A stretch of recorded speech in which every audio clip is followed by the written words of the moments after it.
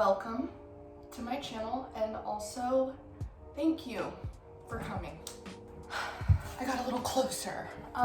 So these past 2 months, or just these past couple weeks, I had so many plans. I started this channel like 2 months ago, and I had all these great ideas, and it's so funny because actually executing the ideas I thought would be a lot easier, and it just,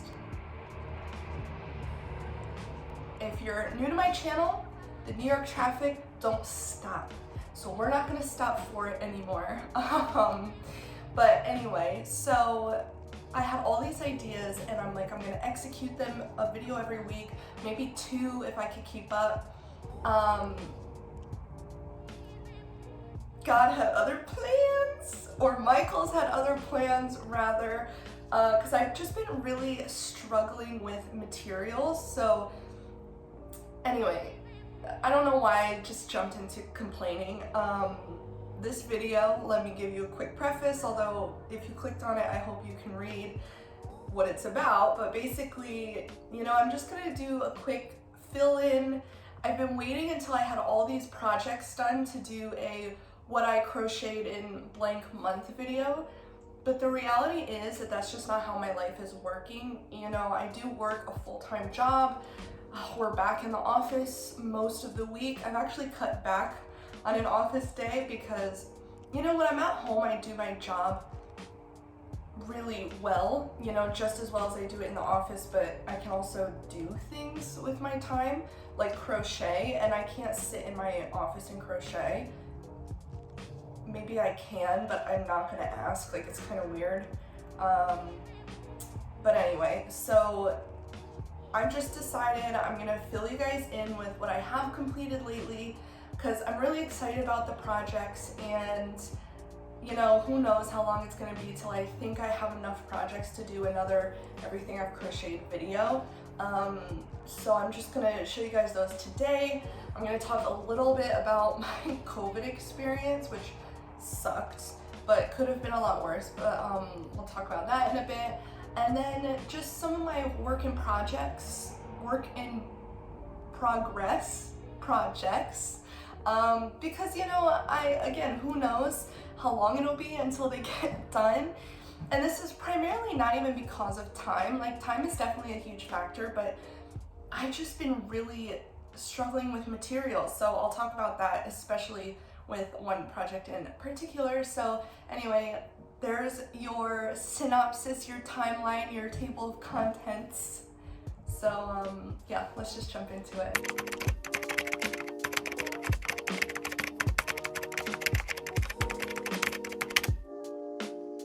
Not realizing my toe is bleeding. So I guess let's start with, disappointment.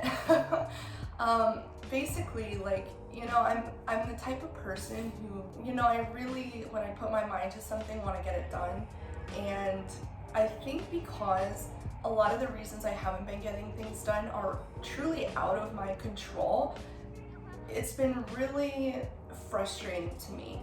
And this is a few things. It's not just my projects, it's also my filming quality. So I film on my iPhone. I don't have a formal camera, which is, nowadays, I don't know if you need a formal camera. I would love one day, but I would have to, have more of a reason than 3 subscribers. So I'm trying to be smart and not just go out and spend all my money on a good camera. But aside from that, I smashed the back camera of my phone a month before I decided to start YouTube. And you're definitely not supposed to film with your front camera. Everybody says, don't film with your front camera. The problem is, it's so freaking deceiving because it always looks good. It always looks fine. And it says it's in HD, and then even when I'm editing it, I use Adobe Premiere Pro. It looks good on Premiere Pro, and I'm like, this is great. And then it gets on YouTube and it looks like I filmed it on a potato. And so that's been really frustrating to me.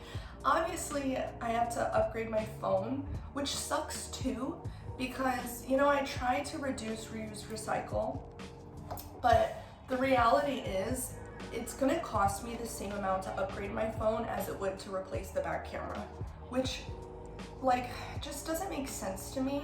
And it just feels kind of embarrassing in today's day and age to upload something to YouTube where so many people have like full YouTube careers and it's like bad quality. You know what I mean? It's like, it's 2021, nothing should look like it was filmed on a potato, but somehow mine do.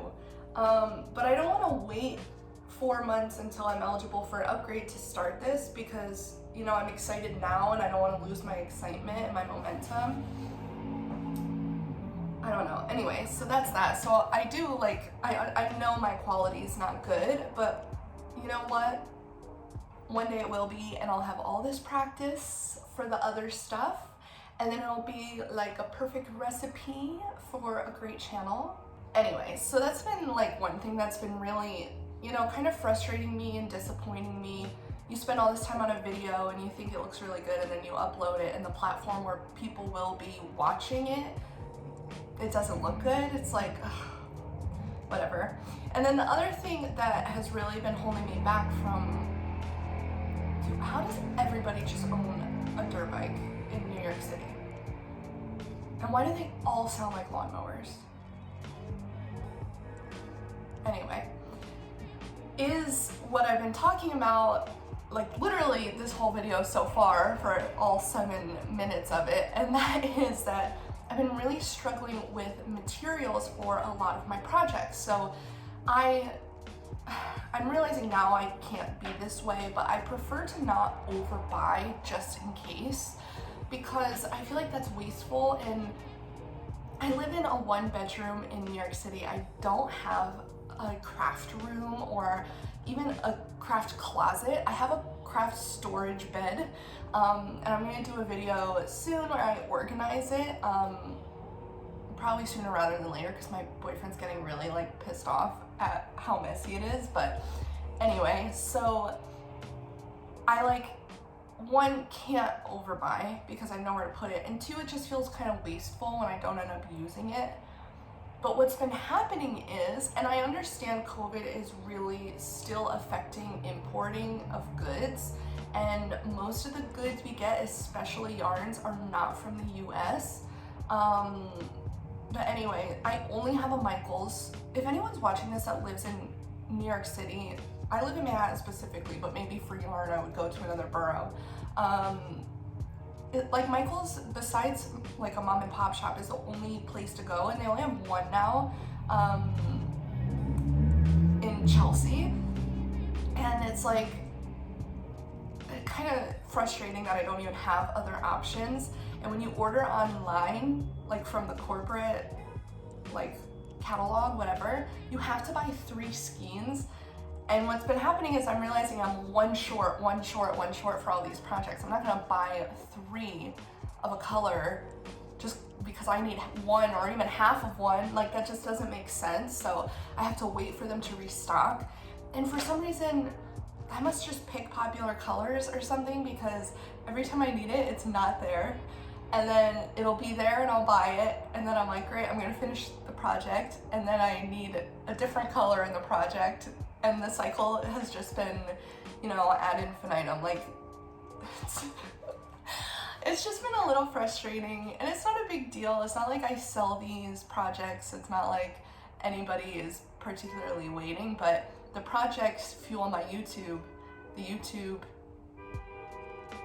like encourages me to keep making projects. So they like, I don't know. I don't know how to explain it, but hopefully you're picking up what I'm putting down. It's been a little frustrating.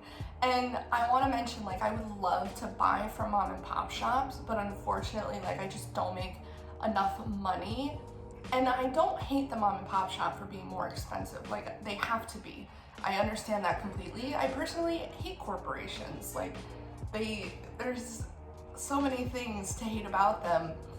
But the unfortunate truth for someone like me who doesn't make a ton of money is that I need the coupon. It's like, I heavily rely on coupons. I could not afford to keep crafting without the Michaels coupons, and their reward system is honestly like Hot Fire Flames is so good. Like $5 voucher for every $10 you spend, and they're practically giving this shit away. Anyway, I digress. So I wanted to talk about one piece in particular that has really been letting me down. The other piece that I was having trouble with materials, I finished, so I'm not gonna complain about her anymore. But I am trying to make, and right now it looks like a sack of potatoes, but it's, you know, a lot of times a project does look like a sack of potatoes until you add the detailing at the end. I truly believe that. But anyway, so I have been working on, wow, it's massive, a really oversized, cozy, granny square style cherry sweater. And the cherries were gonna be the last thing I really add, but they're kind of cute. I don't want to brag. So I wanted the colors to be like, kind of remind me of coffee. I love coffee. I'm obsessed with coffee. So I have like cream, beige, I drink my coffee black, like very coffee inspired. I wanted it to be huge, like super oversized, which I think I accomplished. And then adding like these little pops of red and green cherries. I thought that was really cute and a cute idea. This sweater, I was gonna make a whole YouTube video just on this sweater. I've had the thumbnail made for like literally 2 months. I made the thumbnail so long ago. And the sweater like just doesn't want to be made. It doesn't want to be made. First I ran out of this cream color. Now I have almost both sleeves done, and I've run out of the brown and the beige. And of course they're not in stock, I can't find them. And it's just been kind of frustrating. And then I didn't know, I've never made anything with granny squares. To be honest, this whole channel is a journey of me learning.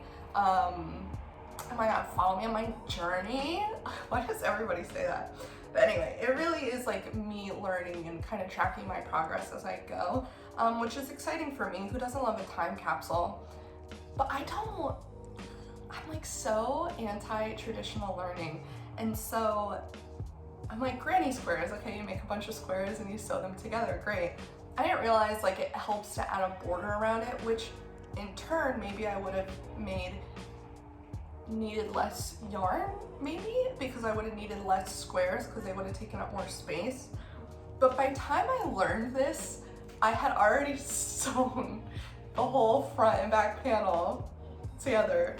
Like it literally, I was halfway through the sleeves when someone, being my mom, was like, who doesn't crochet, so I don't know why she knew this, but she was like, you really should have added a border. It would have made it easier to sew them together. Which is true, because then they would each have a specific loop to match, whatever.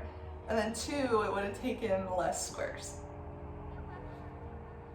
But it's too late now. I'm not gonna take them apart, and I just don't have the patience for that. Like, I'd rather just wait for the yarn to get in stock at this point, honestly. I literally need to make like 10 squares of each of the colors that I'm missing.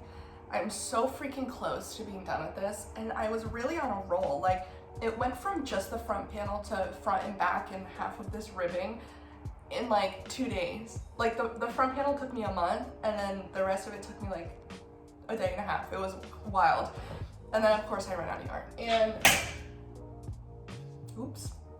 And I have been going 3 times a week to the Michaels, and it's just nowhere to be found. I don't know, whatever.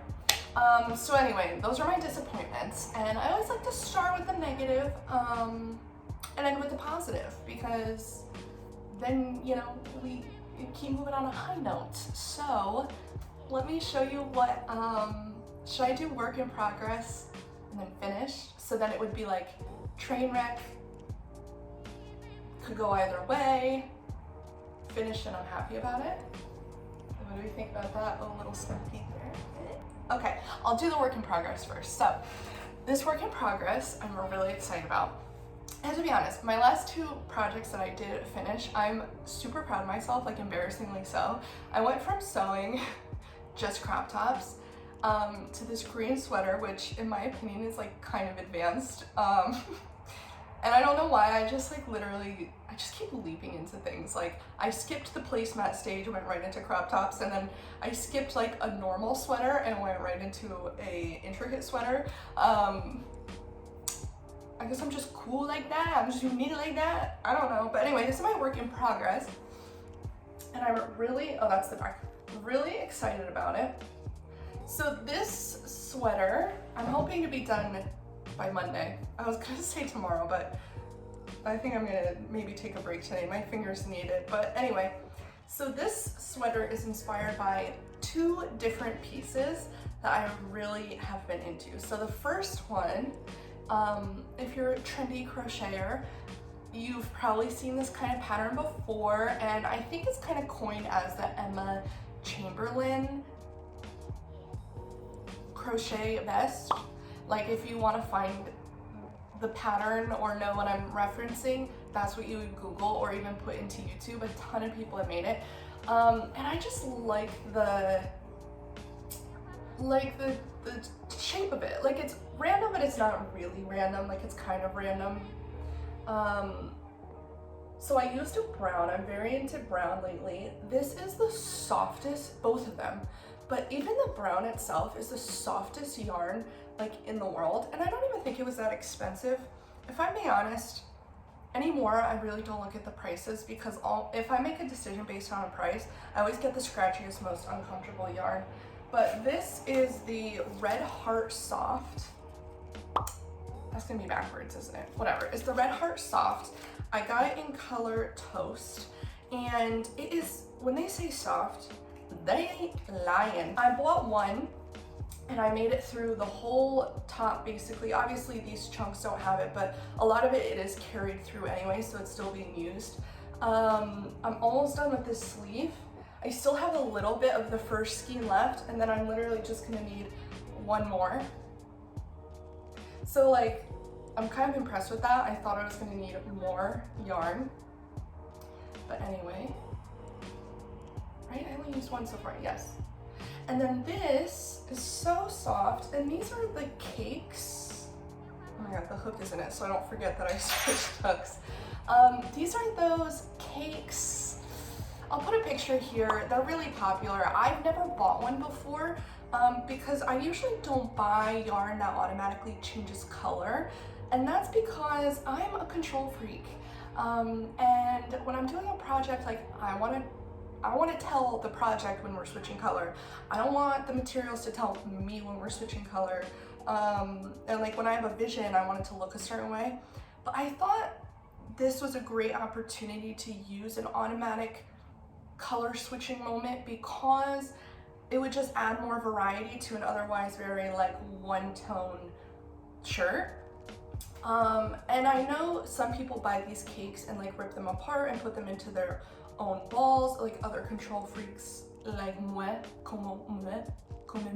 I decided not to do that.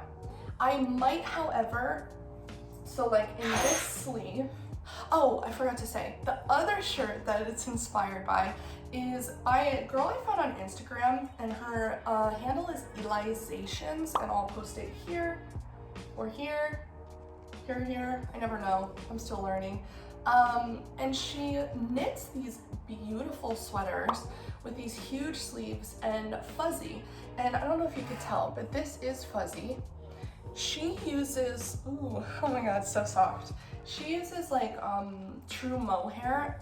I can't find that at my Michaels, and I didn't feel like running around looking for it. She does sell patterns, but one, I'm not a knitter. She is a knitting Instagram. So give her a follow, give her a like, but I wanted to explain that the reason I didn't buy the pattern, and maybe I still will, just because like this was very much inspired by her, and I want her to get credit where credit is due. So, you know, I should pay her if it's like reasonable for me to just, it would be more like giving a donation, because I'm not going to use the knitting pattern. Does that make sense? But I'll still probably do it. Anyway, because you gotta give credit to small creators. But the reason I didn't buy the pattern originally is because I don't knit. So it didn't make sense to me, but I'm still copying her a little bit. I love the way her sleeves look and the big puffiness. I'm not getting exactly the same effect because the yarn I'm using is not the same, but yeah, this sleeve will continue to get a little bigger, and then I'll do the same on the other side, and it's like a combo of both, and I think it's kind of fun. It's kind of, this is like that weird, awkward middle school in the 2010s cut right now, but when it's finished, I'll show you and you'll know what I'm talking about. And it is so soft because I use two very soft yarns. But what I love about this yarn, and then I gotta stop talking about this and move on, is that it's super, super soft, but it's not like a baby yarn. And I hate baby yarn. I've talked about this in another video before. Because it's so thin and it takes forever to work up into like a substantial amount of fabric. But this is so soft, it like feels like a baby yarn. I'm gonna add a really long like ribbing around it, and I think it's gonna be so cute, and it's going well, and I think I have enough materials. So fingers crossed that this work in progress gets done, and I'll do it in my next completed projects. Let's pray this baby makes it to completed projects video, like sooner rather than later. And now for what I'm most excited about, my finished projects, and this will wrap up today's little video. You know what? See, this works. Always do your negatives first and your positive last, because you know what? Now I'm in such a good mood. Okay, let me start with the one I like the least, which I still like, but I like it less than the other one I finished. And that is this. What do they call this? Is it argyle? Can you see it?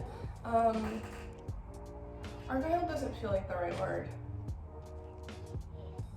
Houndstooth. Oh, yes. Yes, bitch.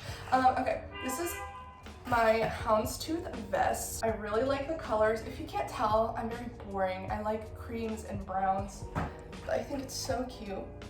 And then this side, how it has a strip there, was actually an accident. But as Bob Ross says, it's a happy accident, because I actually really like how it breaks up the houndstooth a little bit. What I mean by an accident is, oh God, I'm just so bad with sizing. That is something I really need to work on. So I made the whole front panel, and then I was like, that's gonna be way too small, like that's not gonna fit me. So I had to add 2 rows of half double crochet on each panel, and then that's where I seam them together. But again, like, first of all, the seam looks great. You can barely see it.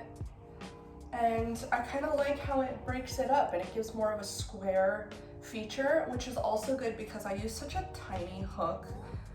I don't know why, I love the tiny hook, but I need to stop using it.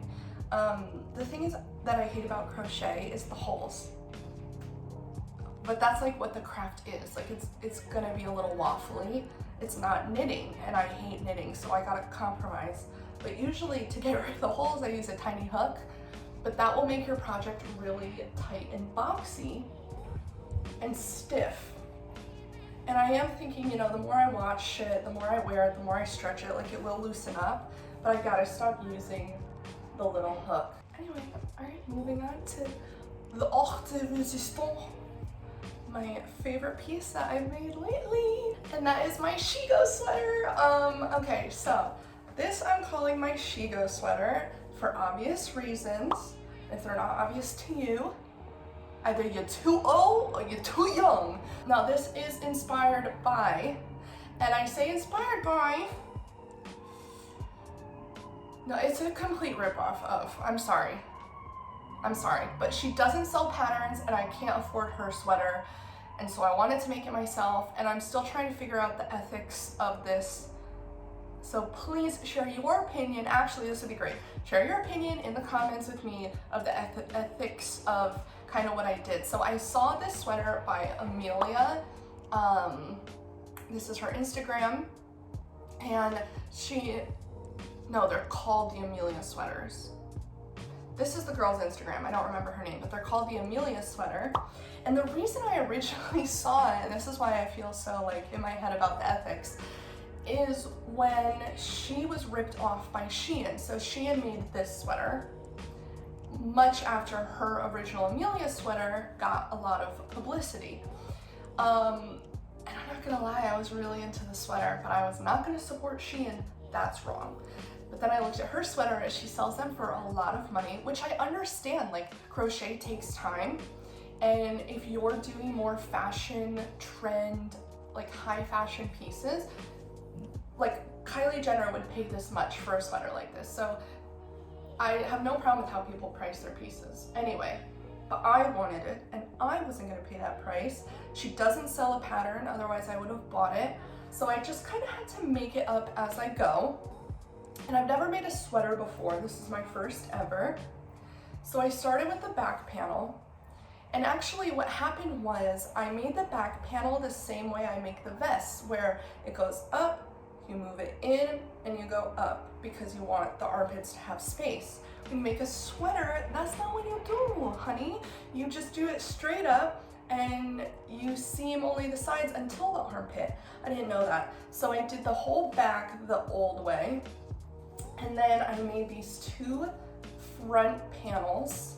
And they look kind of weird when they're hanging because I made them specifically to stretch across my boob both ways, and they're not connected, but you'll see in the video how that doesn't matter. So then when I went to connect those pieces though, the width of the wrap did not match the width of the back because I made it super small like a vest. So I had to go and rip apart about half of the back panel, which actually didn't take me too long to redo and was totally worth it. And then even then it wasn't wide enough, so you can kind of see here that I just started, and at the end I started panicking, and so I just started increasing. So the back panel actually looks like this, and then it curves. But I think it ended up working out. Like, I don't think it's that bad. You can't even really tell, honestly, but I know, and now you know, because I told you. So then I connected those, and then I went down the back with my crochet, connected at the other wrap here, went up the wrap, and then I just did circles until the end, and then I did a cute little ribbing moment. I'm like really excited about how this came out. I'm not even like expressing it with my voice, but I'm really freaking excited with how this came out. You know, the success of this sweater, I'm not gonna lie, really propelled me to take on this sweater. So, you know, I feel like I'm snowballing. I feel like, you know, my creative juices are snowballing. My technique is getting better, my ideas are getting better, my execution is getting better, and instead of wallowing around in like my frustration over projects like this cherry sweater, I decided to just keep making videos, keep updating with my progress, and when the tutorials are ready, the tutorials will be ready, but I can't wait, you know? You can't wait for the universe, all right? You just gotta do you, and the universe will catch up, okay? So, sip on that wisdom. Hello. And then, yeah, you know what's so funny? I actually got so excited about these good projects, I didn't even tell my story about how 2 weeks ago, my family got me sick with COVID because they live in a town of anti-vaxxers, and everyone went to a wedding, and then I went to visit them, and then when I was leaving, people started getting sick, and then I got sick, but it only felt like a cold, but then everyone was testing positive, and then I tested positive on my birthday, so that was fun, and I was gonna spend quite a bit of time complaining about it, but you know what? It's over. I'm negative, I quarantined even though I didn't have symptoms for a long time. I did the right thing. I'm redoing my birthday on Monday. And I'm usually not that kind of person, but I've been planning this seafood dinner for months, and I will be sucking on a crab leg. But anyway, you know, life goes on, and it seems to be getting better. Yeah, okay, so that's it. This is kind of a long video, but it makes up for the fact I didn't put one out last week. So it's kind of like 2 videos in one. At least that's how I'm gonna think about it, and that's how I want you to think about it. If you like this video, give me a thumbs up, please. It would help. If you don't like this video, give me a thumbs down. I don't really care.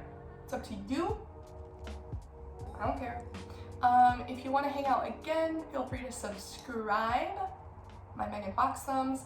And I will see you in the next one.